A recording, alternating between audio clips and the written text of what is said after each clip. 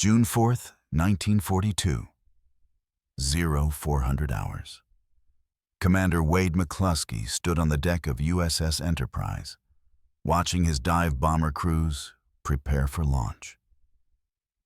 The Pacific stretched out in every direction, dark and endless. Somewhere out there, hidden beyond the horizon, was the most powerful naval strike force ever assembled. 4 Japanese aircraft carriers, the same carriers that had attacked Pearl Harbor 6 months earlier. The United States Navy knew they were coming.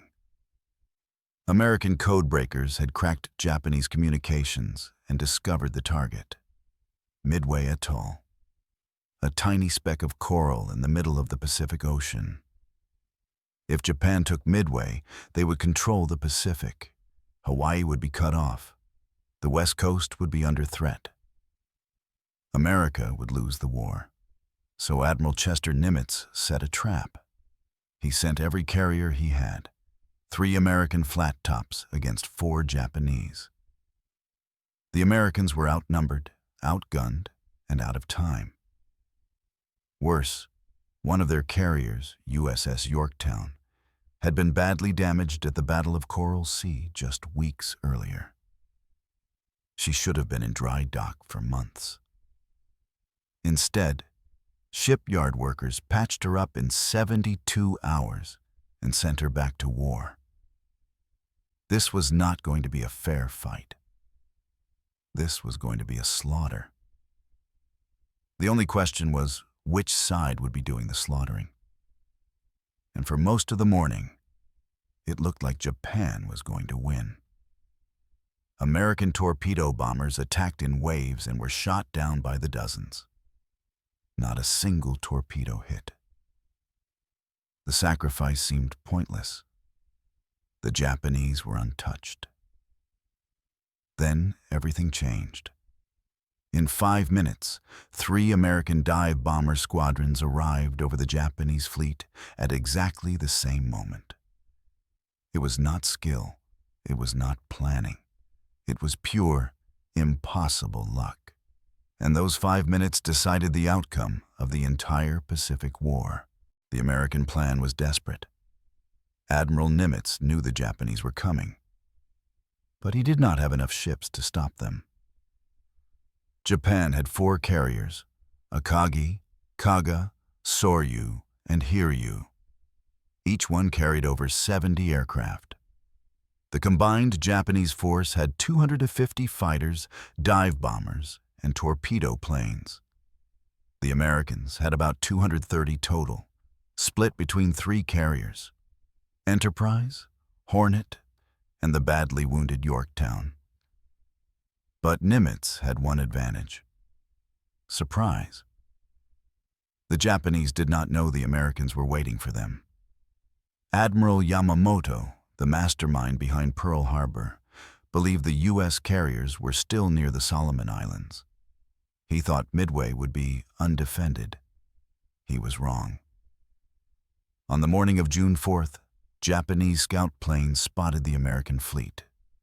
Vice Admiral Nagumo, commanding the carrier strike force, had a decision to make. His planes were armed with bombs to attack Midway Island. Now he needed to rearm them with torpedoes to attack ships. It would take time. Time the Americans would not waste. At 0700 hours, the first wave of American attackers launched. Torpedo Squadron 8 from USS Hornet. 15 Douglas Devastator torpedo bombers, slow and vulnerable, flew straight at the Japanese carriers. They had no fighter escort. The Zeros swarmed them like wolves. One by one, the Devastators were shot down. Out of 15 planes, only 1 pilot survived. Ensign George Gay. He floated in the water for hours, watching the battle unfold, praying someone would rescue him. Then came Torpedo Squadron 6 from Enterprise. Same result, slaughtered. Then Torpedo Squadron 3 from Yorktown. More brave men dying in obsolete planes. dropping torpedoes that did not work, hitting nothing. By 0930, 41 American torpedo bombers had attacked.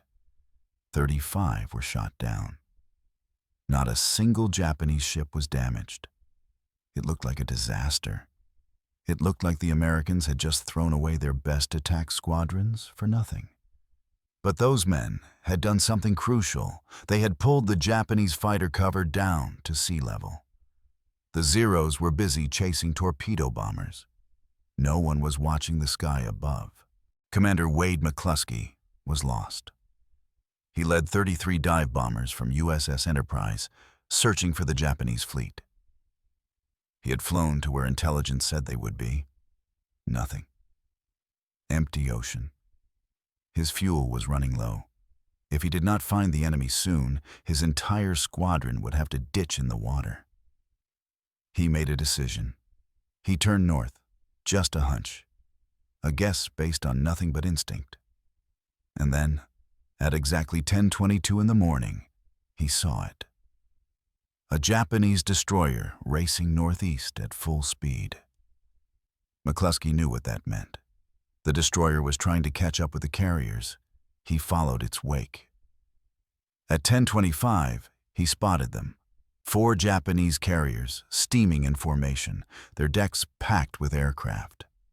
They were rearming and refueling, preparing for another strike. Bombs and torpedoes were scattered across the flight decks. Fuel lines were open. The carriers were floating powder kegs. McCluskey radioed his squadrons. He was going in. But he was not alone. At the exact same moment, Lieutenant Commander Maxwell Leslie arrived with 17 dive bombers from USS Yorktown. They had found the fleet from a different direction. 2 American squadrons, 50 planes total, over the same target at the same time.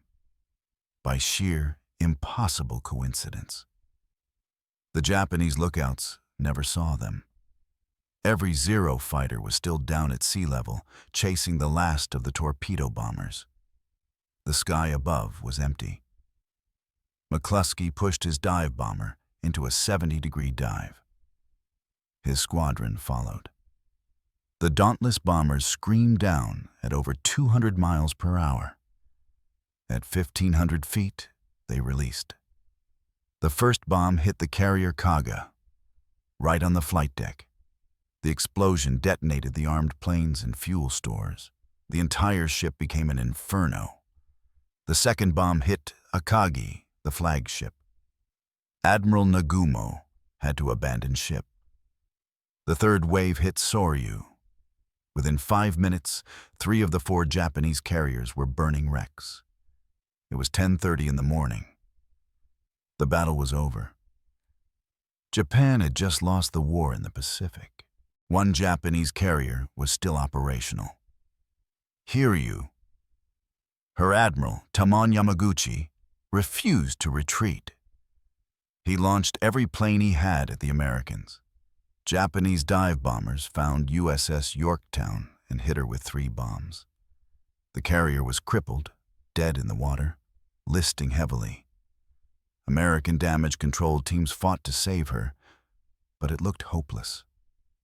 Then Hiryu launched a second strike. Torpedo bombers. They hit Yorktown with 2 torpedoes. The ship began to capsize. Captain Elliot Buckmaster gave the order to abandon ship. Hundreds of sailors jumped into the water, watching their carrier die. It seemed like Japan might still have a chance. Hiryu was undamaged. She could recover her aircraft and keep fighting. But the Americans were not done. At 5 o'clock in the evening, dive bombers from Enterprise found Hiryu. They hit her with 4 bombs. Just like the others, her flight deck erupted in flames.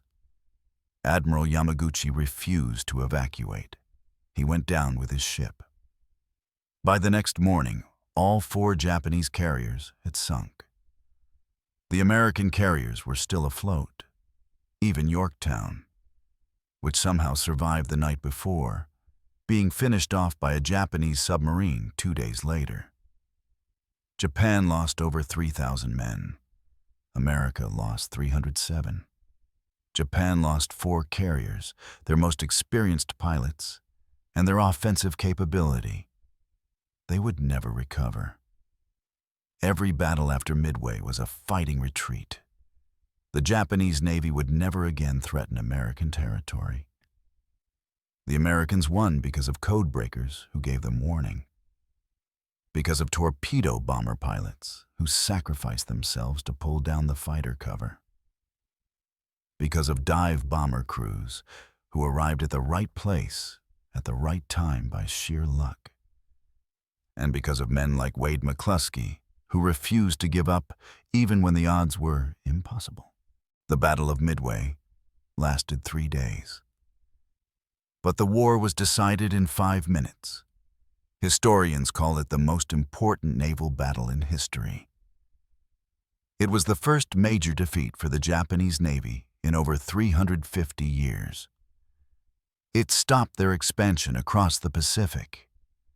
It gave America the initiative. From Midway onward, Japan was on the defensive. The men who won that battle did not feel like heroes. They had watched their friends die in burning planes. They had seen ships explode and men drown. Wade McCluskey was wounded by shrapnel, but stayed in the cockpit until the mission was complete. George Gay, the lone survivor of Torpedo Squadron 8, was rescued by a Navy patrol plane the next day. He spent the rest of his life telling the story of the men who did not make it back. Admiral Nimitz visited Midway after the battle. He looked at the damage, the wreckage, the exhausted faces of the pilots and sailors. He told them they had just saved their country. Most of them did not believe him. They thought they had just been lucky, and maybe they were. But luck favors the brave. And no one was braver than the men who flew into certain death at Midway, knowing they probably would not come back, but doing it anyway, because their country needed them. Today, the wreckage of the Japanese carriers lies on the bottom of the Pacific Ocean, miles below the surface. The USS Yorktown rests nearby, a grave for the men who fought aboard her. Memorials stand at Midway Atoll honoring the pilots, sailors, and Marines who defended it. Their names are carved in stone. Their story is taught in every military academy in the world. Because in 5 minutes, with 50 dive bombers and impossible odds, they changed the course of history. They proved that courage and sacrifice matter more than numbers. And they reminded the world that America does not quit. Not at Pearl Harbor, not at Midway, not ever.